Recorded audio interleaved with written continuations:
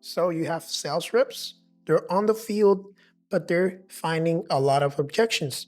Now, if you teach them to just use rebuttals, they will have a really hard time closing in 2024 and in the near future. Just having a set rebuttal for every situation is not going to work. What you need to teach them is a proper objection handling process. Obviously, you need rebuttals, but you're not going to use them right away. Now, I gotta come clear. This is not my invention. I'm not the sales guru or anything like that. This is Jeremy Miner's NEPQ objection handling structure. You can find him on Google, YouTube, Instagram, whatever. He's a huge sales trainer, and this is his stuff, basically. But just to teach it to you, the first thing that you're going to do when you get an objection is you're going to diffuse the situation. How do you diffuse the situation and why? You're diffusing the situation because the person feels a lot of pressure from you trying to close them. And so you need to calm them, relax them so that they don't feel pressured into buying. And so how do you diffuse the situation? You diffuse the situation by agreeing with them. For example, the objection is, I need to think about it. Of course you need to think about it. I completely agree. That's going to calm them. And you repeating what they said and their objection is going to make them feel heard, right? And so after you diffuse the situation by agreeing and repeating back what they said, you're going to try to clarify what they mean, because the usual objections of, I need to think about it, I need to speak with my wife, it's too expensive, not right now, whatever it is mainly a smoke screen. They have a concern. They may be at a 90% about to buy, but there's a 10% that you haven't been able to bridge the gap for them. And so just that 10% of friction is not letting them move forward. And so you need to clarify to know what the real concern is.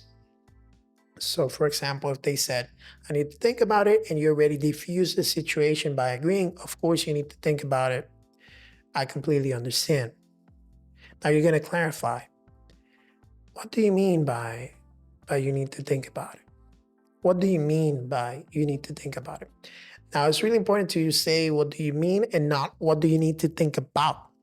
Because if you say what do you need to think about, they're going to get that pressure again, because they know that you're trying to convince them to buy. But if you ask them what do you mean, they're going to say, oh, he didn't understand what I meant. Let me clarify that for him. And so you're going to say, what do you mean by you need to think about it? They're going to say something vague, or they're going to give you the real objection. If they say something vague, you're going to ask again.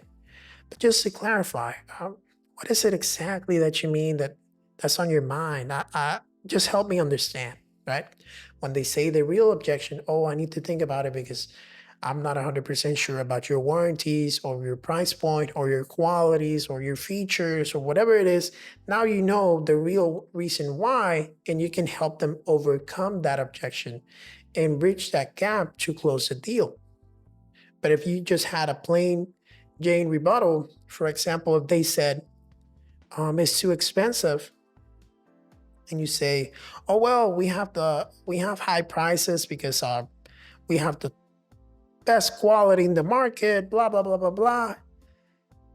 That might have not been what they meant by it's too expensive. It could have been it's too expensive compared to a lower quality competitor, and they're worried about what's the main difference. Or it could have been that it's too expensive for them right now, and they need to look at some financing options that you didn't mention.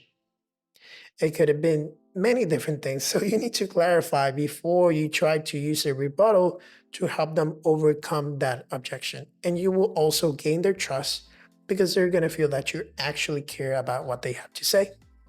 And so that's how you handle objections.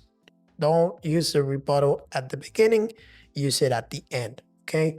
It's just a little extra steps that if you take them, you'll be able to close a lot more deals. Thanks for watching.